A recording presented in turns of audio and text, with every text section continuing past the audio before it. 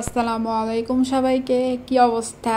রোজা কেমন চলতেছে? এখন তো মোটামুটি একটু গরম পড়ে গেছে, দুপুরের দিকে কিন্তু বেশ খারাপ লাগে এখন। তো পরে গোসল করলে অবশ্য ঠিক হয়ে যায়। রোজা শেষের দিকে চলে আসছে, তো রহমতের 10 দিন তো অলমোস্ট শেষই হয়ে গেল।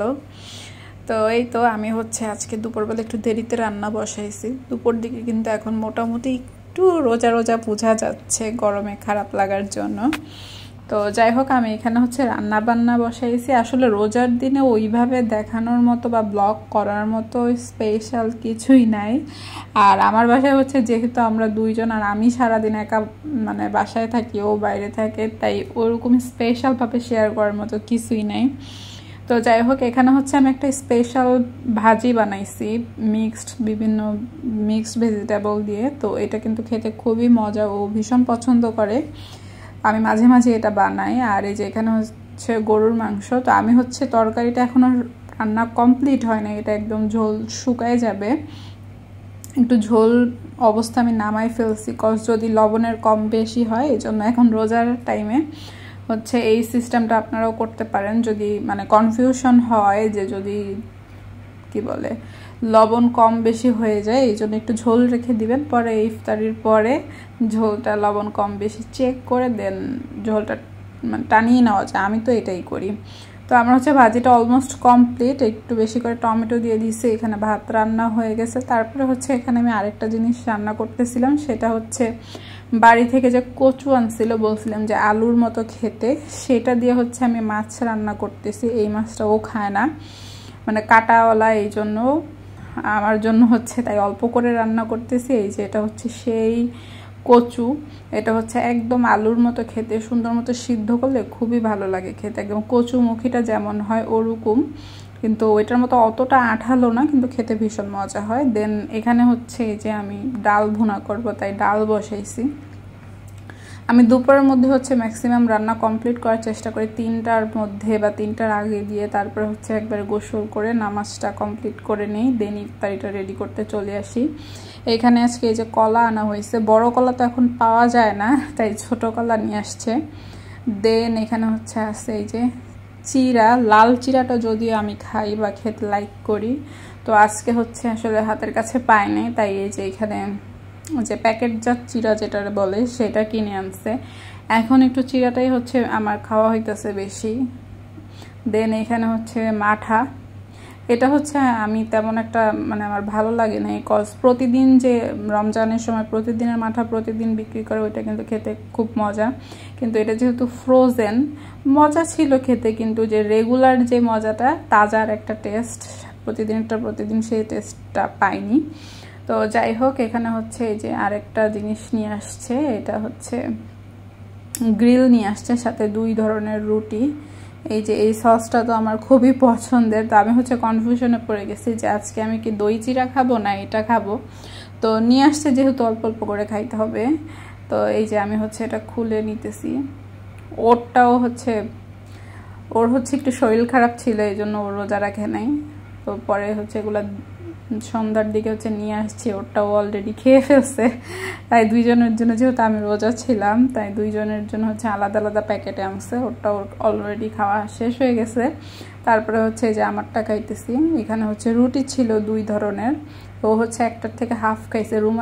রুমালি রুটি ছিল, সাথে নান ছিল। তো 2টার থেকে ও হাফ হাফ করে খাইছে।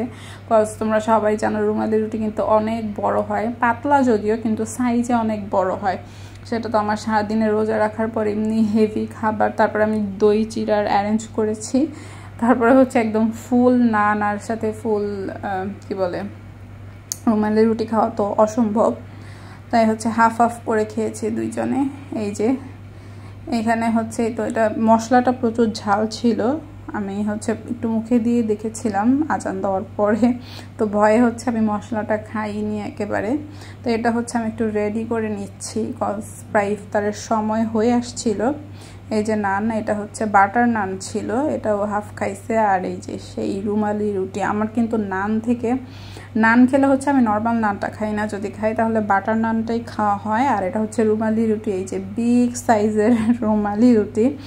এটা হচ্ছে আমার খুবই পছন্দের, কিন্তু পুরোটা হচ্ছে খাওয়া পসিবল হয়নি। এটা আমার চা দিয়ে খেতে বেশি মজা লাগে, আর আরও তার থেকেও বেশি মজা লাগে হচ্ছে ঝাল ঝাল করে চিকেন চাপ দিয়ে। তো যাই হোক, এটা হচ্ছে আমি রেডি করে নিচ্ছি। তার আগে হচ্ছে আমি দই চিড়াটা রেডি করে নিচ্ছি, কজ আজান দেওয়ার সাথে সাথে হচ্ছে এটা আমি খাই। এটা প্রচুর পরিমাণে হজমে সহায়তা করে, কজ সারাদিন না খেয়ে থাকার পরে একটা লং টাইম অ্যাসিডিটির খুব প্রবলেম হয়, আর এটা থেকে বাঁচার জন্য আমি এই দই চিড়াটা খাচ্ছি বেশ কিছুদিন হয়েছে। তাই আমি হচ্ছে সাথে একটু কলা কেটে নিচ্ছি, তারপরে আরও অন্যান্য জিনিস ওগুলোর অ্যারেঞ্জ করা অলরেডি আছে।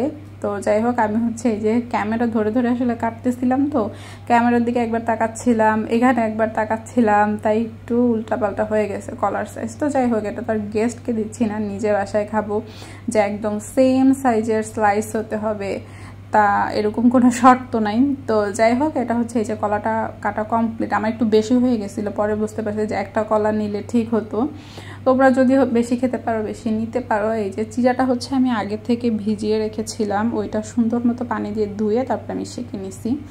লাল চিড়াটা হলে আসলে আরও বেশি ভালো হয়, ওইটা মনে হয় আরও পেটটা খুব লং টাইম ভরা রাখে, পেটটা খুব তাড়াতাড়ি ঠান্ডা করে দেয়।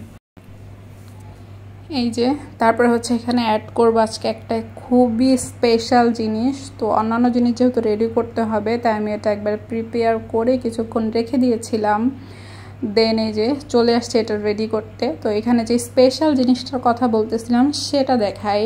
এটা হচ্ছে এই যে দই, দেখো তো কত সুন্দর, একটু পানি উঠছে অবশ্য, কজ ফ্রিজে রাখলে কিন্তু দইটা পানি ওঠে, আর এটা যেহেতু 2 দিন আগে বানানো।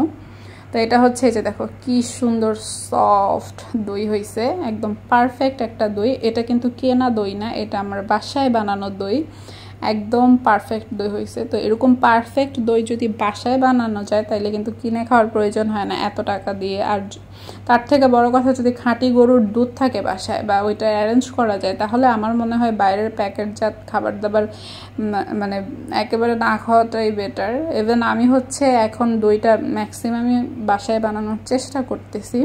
তো এটা হচ্ছে আমি ফুল এক বক্স বানাইছিলাম। এটা হচ্ছে পুডিং বাটি, ভিতরে মানে ক্যামেরায় কেমন লাগতেছে জানি না, কিন্তু এটা কিন্তু প্রচুর গভীর ভিতরে। এখানে আমি হচ্ছে 1 কেজি দুধ দিয়ে তারপরে এই দইটা বানাইছিলাম, একদম পারফেক্ট একটা দই হয়েছে। তো এই যে আজান অলমোস্ট কাছাকাছি চলে আসছে। আমি হচ্ছে ফার্স্ট এই খেজুর খেয়ে তারপর এটা খেয়েছিলাম, কজ আমরা সবাই জানি ইফতারিতে আমরা আগে খেজুরটা খাই, তারপরে পানি খেয়ে দেন অন্যান্য জিনিস। তো ইফতারের পরে হচ্ছে যদি সাথে সাথে ভাজা পোড়া খাওয়া হয় না, খুব অশান্তি লাগে, নামাজ পড়া যায় না, ক্লান্তি লাগে, অ্যাসিডিটি হয়, পেটের ব্যথা হয়, নানান সমস্যা। কিন্তু এই জিনিসটা খেয়ে আমি দেখলাম পেট সাথে সাথে ইনস্ট্যান্ট ঠান্ডা করে ফেলে, আর এত শান্তি লাগে।